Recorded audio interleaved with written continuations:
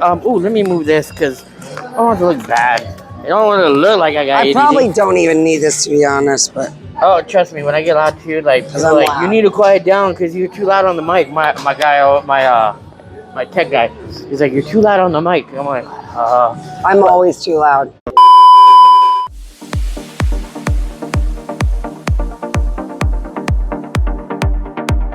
You're watching the San Antonio Nerd Coalition with Gabe Tenayuke. I wanted to tell you though, like, first off, you made the people you're having fun with that you take a picture with, the little kids. Oh yeah. I consider them family. I knew them when I was in Germany, and I haven't seen them in 20 years. Oh, they wow. showed up tonight, and so that just made awesome. You made their night, which made mine. And I talked to Joel. I'm like, dude, this has been a good weekend for me. You know, and I've been waiting to interview. But by the way, guys, she needs no introduction. Yes. If you don't know who she is, could you tell them who you are?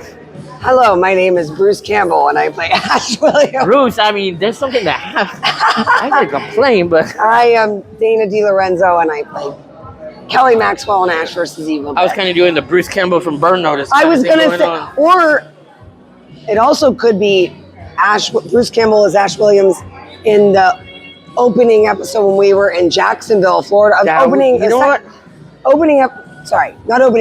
First episode, season 2. I will take that and I'll work with it. I mean, either one could work. I figure it's day 2. I need to work it up a little bit. But yeah, I enjoyed. Like, I had a lot of fun. Like, I knew them, and they grew up when I was in Germany. Like, I moved around a lot because my dad was in the military. And so how cool you got to grow up and live all over the world. Yeah, and I enjoyed it. I was born over there, spent time. We moved Minnesota. Then I got into radio, and I was going to talk to you about that. Because when I heard Mad Cow, I'm like, holy shit. You've done a lot with your career, and especially starting out with radio. Not a lot of people know that evolution and how it's kind of gone. Kind of tell people, how did that come along? You know, when I have to think back to things like this, I suddenly, you know, you don't necessarily analyze your own life in the way you get asked questions. Yeah. And then when I get asked a question like this, I'm like, God, my life has kind of had a theme of like things coming out of nowhere and kind of being thrown into the deep end in a way that was never really part of the plan, and it just happens, which is kind of interesting. But I feel like that's the best way to learn is, you know, be thrown in the deep end. But for how I got on, sorry, I'm a little hoarse because I talk very loudly and too much, in case anyone doesn't know me. I was doing a 8-show-a-week dinner theater show called Tony and Dina's Wedding in Chicago, which is where I was living at the time. And there, one of the actors, who's still a very good friend of mine, Matt Stromer, worked part-time for the radio in booking actors to be what we called special guests, where it would basically get people at home to call in because they would do a storyline and kind of improvise as these characters, like, I don't know, something ridiculous, like, could be anything, but, I cheated on my husband with his brother. What do I tell? You know, those kind of things. People come in and weigh in and whatever. So I had done that a few times, and then I got a job as marketing coordinator at House of Blues, and I was there for a few months, and it just so happened that they were looking for a female sidekick on the Man Cow show, and because I had done the show on the phone as like a special guest, brought me in, and my audition for that was going in at 5 a.m. And he goes, they just said, like, try and laugh and talk every 30 seconds. So I did it. I had no idea I was like, okay. And it just so happened that Man Cow is number one in life is William Shatner. So this is a long story. I don't know how to end it, but I think I've actually never told this bit. Because I owe William Shatner my job. Probably the start of my whole career, because it was William Shatner Day, because it was his birthday, and they had him, and they all day has been playing It's William Shatner Day. He comes on. It's my first audition. Like, I'm nobody. I'm a nothing. And he says, and Man Cow's talking to me. He goes, Man Cow, I have to know, who is that woman with that magnificent voice? And I literally was like, and Man Cow's like, don't worry about her. She's the girl of the week or whatever. But because he loved him so much. I really think I owe everything to William Shatner. And then, weirdly enough, do you want to know how our show started every day? How? All right, you primitive screwheads. This is my boomstick. Like, it was an audio bite. It would go like boom, pop, boom. Every day, Ash Williams was in my head. It was like subliminal messaging. So, like, you look at that journey.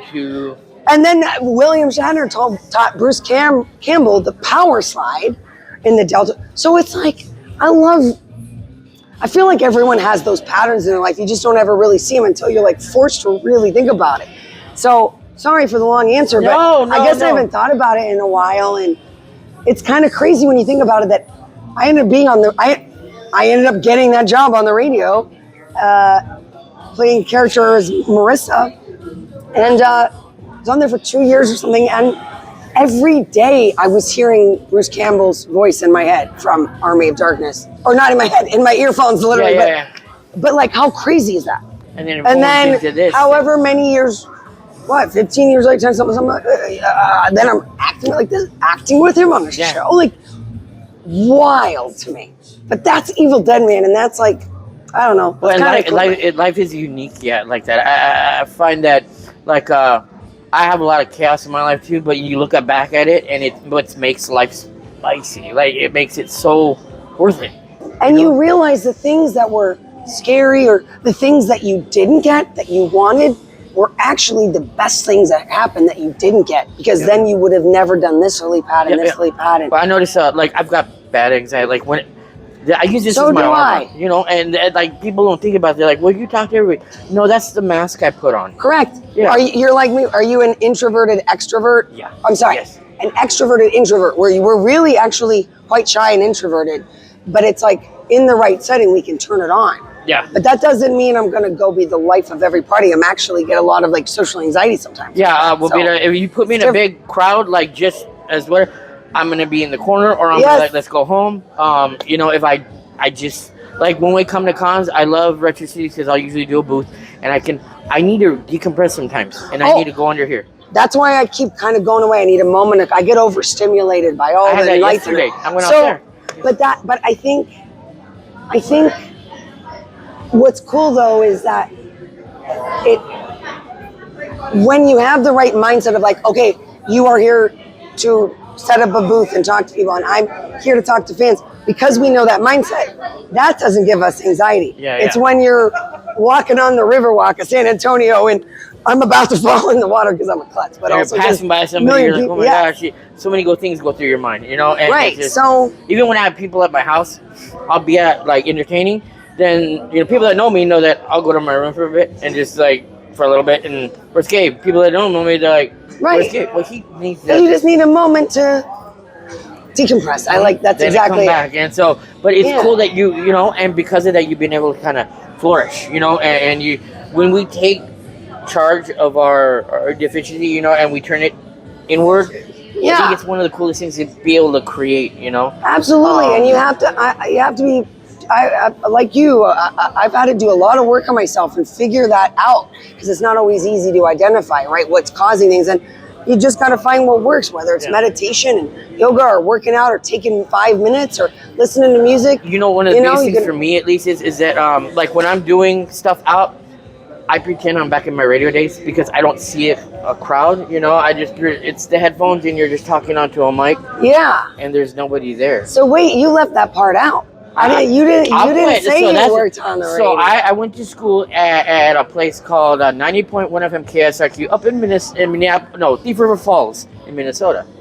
And so that's why I was like, radio, when I was reading up, and I'm like, she got some, you know, we're going to have to check on her air checks and see what she got on there. So, but, you know, I'm a little hoarse today, but yeah. I enjoyed it, and I had fun with it, and it gave me that shyness, gave it a way to start coming out of its shell, you know? Absolutely. But I have to go back to it a lot, because it just, that's where I was the most comfortable. I totally or at a booth, putting a commercial together on my Soundforge, you know, just working on things or editing, and that's where I was, and even now I look back at radio, and it's so different, you know? Sure. I was taught at an older station, so I learned how to do a reel and carts and everything like that. I mean, invaluable, though. Yeah. And so, but it's, different technology, but you learned a lot of skills from that. Yeah, you know, so everything's digital now and kind of crazy, and but yeah, that's where I put myself, you know. So I was like, I wonder where she goes, or how she turns in her strength to kind of push forward. And so, what would be something you would tell someone that's really struggling, like a fellow like nerd, a geek, somebody that's really kind of... I am a nerd and a geek. I might play someone cool on TV, but I'm just as weird as anybody else. To be honest, probably. And I've learned to like accept it and embrace it. And I think that comes with age though too. You stop giving stop giving a crap so much about what other people think. And the minute, the ones that still can hurt are the ones that really matter to you. The one, like if you get into a fight with a family member, someone who you love so much, that can always hurt. But who gives a crap what somebody on the internet says? Like, you know, and I've just learned, I've got enough trolls in my life, and I've heard it all. You know, like some people just want me miserable, and listen, I wish them well and send them light. So in terms of, you asked what would I tell someone who's struggling and what they can do? That's such a big thing, and I'm still trying to figure this out myself, because it's real easy to be great feel great when things are great. It's in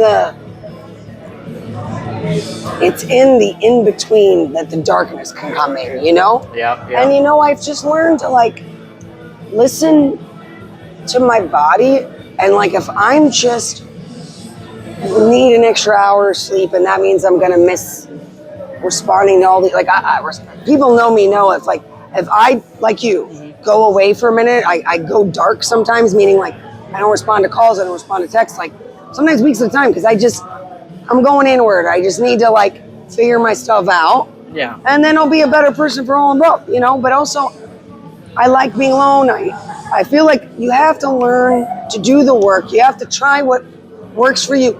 Healthy options. And then sometimes if you just need to veg out and watch TV, do it.